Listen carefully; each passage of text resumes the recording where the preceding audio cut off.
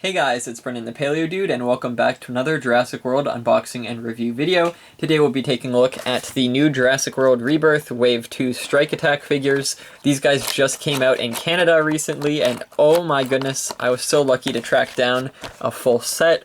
It seems like these guys are getting a very low stock in a lot of the Walmarts I've been visiting, and because of that, only like 6 of the figures are making it onto the shelves at a time, and this is making it a nightmare to track down the whole set. Luckily, I found a Walmart in the middle of nowhere that just recently stocked their figures, so I quickly picked up the whole line, and it will cost you an arm and a leg in Canada. These figures are now about $17, almost $18 each, and if you factor in tax, they're basically $20 each.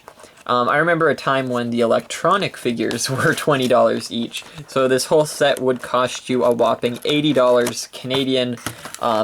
We're living in crazy times right now. I'm not sure if this is because of tariffs or anything, but man oh man. Anyways, it's a cool lineup nonetheless, and definitely worth the cost.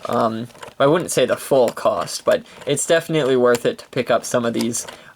Even the Herrerasaurus, being like an older remold, has a fantastic action feature where the jaw opens and closes, and it kind of has a little slashing attack with the arms. This new Zuniceratops mold is actually insane. It's incredible. It's way bulkier than the original and has some fantastic coloration. Very nice, very bright head shield. They went all out with this new mold. So first we'll start with this guy. Let's pronounce this properly. Achillobator. Huh. Call him Archie. So Archie is super cool. Now this is a unique raptor mold with a really cool action feature. So it has this chomping ability, so it can kind of chomp downwards. The head doesn't go all the way up on mine. I'm not sure if others do the same, but I kind of have to pull it back up to get into position. But man, the details are fantastic. It's got this really neat head crest of feathers and a very vicious, cunning look to it. The front of the head is painted, so it kind of looks like a beak almost, and the teeth are really nice and sharp. Fantastic detailing on the face. The eye is really well done. The paint is just phenomenal. You can see on the neck too, it's got some really nice patterns there. It's got a little bit of a chin, I don't know if that's like a skin flap or feathers or something, but it's really neat. Also, the arms have little wing feathers on them. The legs remind me of a plucked turkey. They've got all these kind of nodes and bumps on the skin. That's pretty interesting, that design, and there's some little scratches all around the body to show that this guy was fighting a lot of other, maybe of his own species.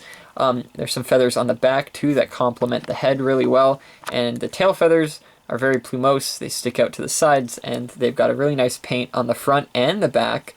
Wow, that's really neat. Mattel going all out with this figure is fantastic, and a nice dark kind of black paintbrush on the back to highlight those feathers. Here's the scan code, if it will focus. Yes, there we go. Yeah, and the kind of underbelly's undetailed. It's got some very light scaling almost on the bottom, and it's got these really neat kind of back claws that hook upwards. I think that is a really cool design. It goes really well with that front hook toe, making this guy look extra vicious, and the figure itself is kind of stood upright in a attacking position. So very terrifying, very cool. You can have this guy going after small prey. I think that works very well with this kind of dinosaur. Being a raptor, jumping on prey like that is a super neat concept. And the colors, again, are just phenomenal. It looks really well with other figures in this line, and most likely with figures in different lines. So awesome. One of the best figures besides Zuniceratops in this line. This guy could have a better paint job. Nanotyrannus, recently revalidated, I think due to having higher tooth count than Tyrannosaurus Rex and longer arms, and you cannot shrink your arms when you grow, nor can you grow more teeth. So this is a very interesting theropod to add to the lineup. You can see the head inspiration from Tyrannosaurus Rex is there. Very Tyrannosaur looking skull. I wish the interior eye was painted. That little dot is just the same color as the back of the head. I also wish there was some lines or paint on the neck of this color. That would have made this figure feel a little bit more finished. I do like that the lower jaw and the neck are a different color though, and the teeth are really well done. They're very crisp, they're very sharp. I think that's fantastic. And there's a very cool action feature. When you pull the tail, it chomps to the side. Very fun, very easy. I like how thick the arms are. And of course, the rest of the body is kind of like this dark blue purple color. There's not too much detail to it. There's a little bit of detailing on the tail there with some bumps. And then some like kind of elephant-like skin wrinkles. The ribs are pretty nice. There's some nice musculature on the shoulder blade, and then some cool ice shard-like patterns that transition into the neck. And the top of the head has these little bumps, kind of reminding me of Alioramus, which isn't a figure I've looked at in a while, but yeah, this is a super neat small Tyrannosaur, and really cool that it's from a lineup with T-Rex itself. It stands out a lot due to its color, but there it is. Interesting. It would have been neat if they went more with a green or a brown, but hey, the blue's kind of neat. So next is the Herrerasaurus. I'm so glad they went back to this mold. Now, I know the previous updated mold was a lot more, I guess, accurate, but this really reflects the Jurassic style Herrerasaurus from the Telltale games. I think this is fantastic mold, and it's just neat that they keep going back to it. I don't know if I did the scan code for this guy's foot or not, so I'm going to quickly do that in case I didn't. There it is. But yeah, the Herrerasaurus is timeless. To me, this mold is classic. It came out with the first lineup in 2018. So it's neat that it survived all the way up till now and they're still using it, even though there is a new Herrerasaurus mold out there. I just think it's kind of funny that they keep going back. The teeth are nice. The teeth are fantastic. They're really sharp. I think that might be updated. I like the colors. It's got a very nice transition on the back with all these little dots. Also on the leg, which is great. And the underbelly even has that, which, wow, they really did not need to do that much on the paint detailing with this one. But they went all out, and I appreciate that. And of course, the action feature is really fun. You can twist the body around and have the arms flail to the sides, and have that big, long yap full of teeth open and close. And of course, the eye looks great. They actually painted the pupil, unlike the Nanotyrannus, which, thank goodness they did. It feels a lot more finished. Now, for some reason, the gums, or these little flesh flaps, are not colored. Oh, and they're not colored on Nano, too. Does Archie have them? No, Archie doesn't. What? Okay, that's very interesting. The basic line has them painted from this lineup. Maybe they went all out with the paint on these guys because they cut corners on those side inner thingies. So, interesting. Wow, that stands out a lot, but I mean, thank goodness the jaw's closed, or else you won't, you don't notice it as much. Very, very interesting. So I'm gonna quickly grab a Herrerasaurus to compare to this figure.